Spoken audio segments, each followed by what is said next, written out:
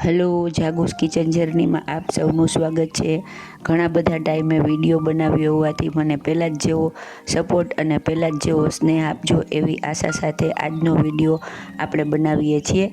તો આખો વિડીયો ચોક્કસથી જોજો. આજે આપણે બનાવશું દૂધીનું એકદમ મજેદાર અને નવું શાક. તો ચાલો શરૂ કરીએ. સૌથી પહેલાં મેં 500 ગ્રામ દૂધી લીધી છે. તેને ધોઈ અને આપણે છોલી લેશું અને ત્યારબાદ તેના નાના નાના પીસ કરી લેશું. ફ્રેન્ડ્સ, આ શાક એટલું સુપર ટેસ્ટી, સુપર ઇઝી છે ને કે હું તમને શું કહું. તો તમે આખો વિડીયો ચોક્કસથી જોજો અને ચોક્કસથી બનાવજો. દૂધીનું શાક જનરલી બધાને ભાવતું નથી, પણ આ શાક તમે એકવાર બનાવશો ને તો બધા તમારા ફેન થઈ જશે. હવે આપણે એક પેન લેશું અને તેમાં 2 ચમચી જેટલું તેલ મૂકીશું.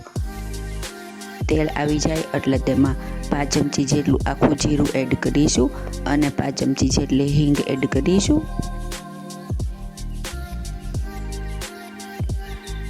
ત્યારબાદ આપણે તેમાં દૂધીના પીસ એડ કરીશું.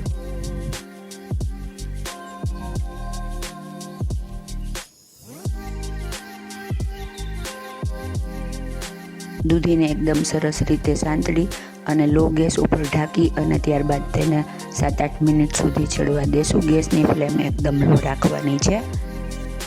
દૂધીને તેલમાં જ આવી રીતે 80% જેટલી એટલે કે પોણા ભાગની ચડી જવા દેવાની છે. હવે આપણે તેમાં સ્વાદ મુજબ મીઠું અને પિંચ જેટલી હળદર નાખશું. અત્યારે આપણે દૂધીના ભાગનું મીઠું આમાં નાખવાનું છે. ત્યારબાદ આપણે ઢાંકણ ઢાંકી અને તેને ચડવા દેશું.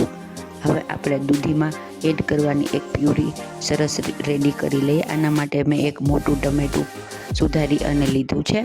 ત્યારબાદ તેમાં 8 થી 10 કળી લસણ, એક ટુકડો આદુ અને એક લીલું મરચું લેશું. તે એડ કરીશું. ફ્રેન્ડ્સ, અમે ઘર ચેન્જ કર્યું હોવાથી નવી જગ્યા હોવાથી થોડુંક કન્વિનિયન્ટ નથી, એટલે વિડીયો સેજ બ્લર થઈ જશે અથવા સેજ ડગી જાય તો મને ક્ષમા કરજો. હવે આપણે તેમાં અડધી ચમચી જેટલું ધાણા જીરું અને અડધી ચમચી જેટલું મીઠું એડ કરીશું અને ત્યારબાદ આપણે તેની પ્યુરી બનાવી લેશું. જુઓ, આપણી પ્યુરી રેડી છે. હવે આપણે દૂધીને જોઈ લઈએ. આપણી દૂધી 80% જેટલી ચડી જવા આવી છે. દૂધીને સાવ ગળાવી નાખવાની નથી. આપણે આવી દૂધી જોશે. હવે આપણે તેને નીચે ઉતારી લેશું અને ત્યારબાદ બીજું એક પેન મૂકી અને તેમાં 3 ચમચી જેટલું તેલ એડ કરીશું. ફ્રેન્ડ્સ, જો તમે મારી ચેનલ પર નવા હો તો મારી ચેનલને સબસ્ક્રાઈબ જરૂરથી કરજો અને બાજુમાં રહેલ ઘંટડી દબાવી દેજો, જેથી મારી નવી રેસીપીનું નોટિફિકેશન સૌથી પહેલાં તમને મળે. હવે આપણે તેમાં 5 ચમચી જેટલી રાઈ, 7-8 મીઠા લીમડાના પાન, 2 સૂકા લાલ મરચાં અને 5 ચમચી જેટલી હિંગ લેશું. સૂકા લાલ મરચાં મેં બોડિયા મરચાં આવે તે લીધા છે. તમે મોટા આખા લાલ મરચાં આવે તે પણ લઈ શકો છો, પણ આનાથી શાકનો લુક સરસ આવશે. હવે આપણે તેમાં પ્યુરીને એડ કરી દેશું. ફ્રેન્ડ્સ, તમે અલગથી ટમેટાં છીણીને અને આદુ મરચાંની પેસ્ટ બનાવીને પણ લઈ શકો છો, પણ આનાથી એક સ્ટેપ ઓછું થઈ જશે, જેથી આપણો સમય બચી જશે. હવે આપણે તેને તેલમાં સરસ સાંતળીશું. તેલ છૂટું પડે ત્યાં સુધી સાંતળવાનું છે.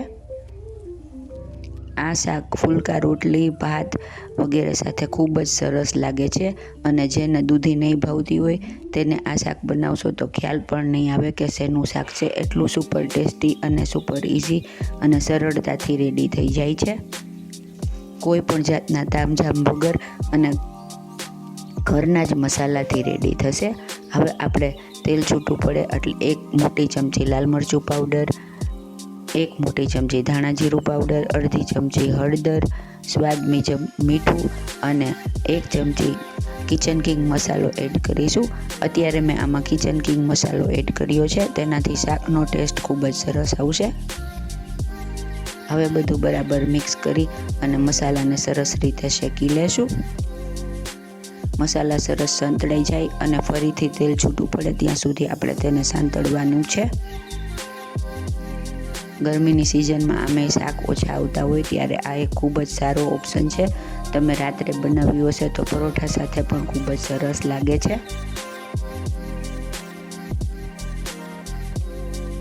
જુઓ આપણે તેલ છૂટું પડી ગયું છે. હવે આપણે તેમાં દૂધીને એડ કરી દઈશું અને સરસ રીતે ચલાવી અને મિક્સ કરી લેશું. દૂધી આવી રીતે પહેલાં અલગ તેલથી સાતળવાથી તેનો ટેસ્ટ એકદમ સરસ આવે છે. તો તમે આ રેસીપી ચોક્કસથી ટ્રાય કરજો. એકદમ નવા પ્રકારનું અને સરસ સુપર ટેસ્ટી શાક છે. હવે આપણે તેમાં અડધા ગ્લાસ જેટલું પાણી એડ કરીશું. આપણે શાકને સહેજ થીક ગ્રેવીવાળું જ બનાવવાનું છે, સાવ રસાવાળું બનાવવાનું નથી.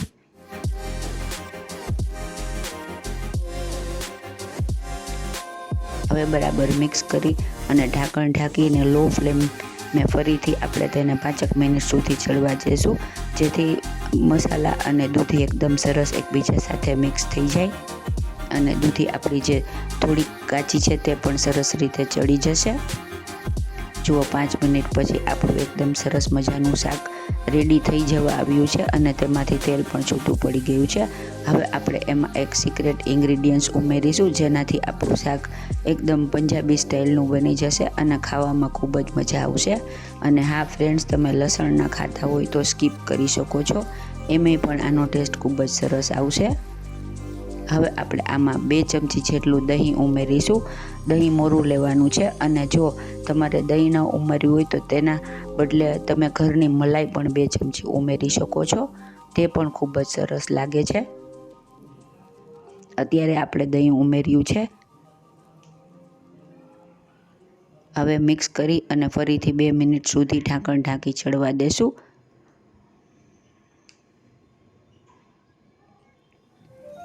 જુઓ છે ને, એકદમ જોરદાર આપણું સુપર ટેસ્ટી અને સુપર યમ્મી શાક રેડી થઈ ગયું છે. જોતાં જ મોંમાં પાણી આવી જાય અને બનાવવાનું અને ખાવાનું મન થઈ જાય એવું દૂધીનું સરસ મજાનું શાક રેડી થઈ ગયું છે.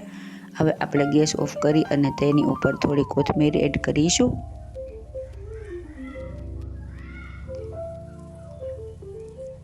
હવે આપણે એક સર્વિંગ પ્લેટમાં તેને ગરમા ગરમ સર્વ કરીશું.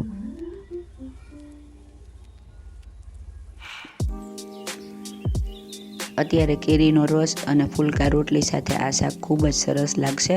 તો તમે ચોક્કસથી બનાવજો. એકદમ જોરદાર અને એકદમ યમી ટેસ્ટી એવું આપણું દૂધીનું શાક રેડી છે. ફરીથી આપણે થોડી કોથમીર એડ કરીશું. ફ્રેન્ડ્સ, એકદમ જોરદાર અને એકદમ મજેદાર એવું આપણું દૂધીનું શાક રેડી છે. જો તમને મારી રેસીપી પસંદ આવી હોય તો મારી ચેનલને લાઇક, શેર અને સબસ્ક્રાઈબ જરૂરથી કરજો. અને હા, કોમેન્ટ બોક્સમાં કોમેન્ટ્સ પણ લખજો. ધન્યવાદ.